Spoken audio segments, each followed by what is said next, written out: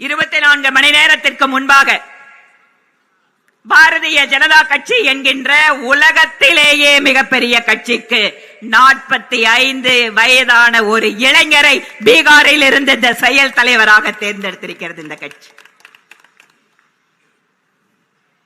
திரு நிதின் அவர்கள் 45 வயது இளைஞர். தேசிய அரசியலில் இருப்பவர்கள் ஒரு சில முக்கிய தலைவர்களை தவிர நாடு முழுவதும் அறிந்த தலைவர் அல்ல அவர்.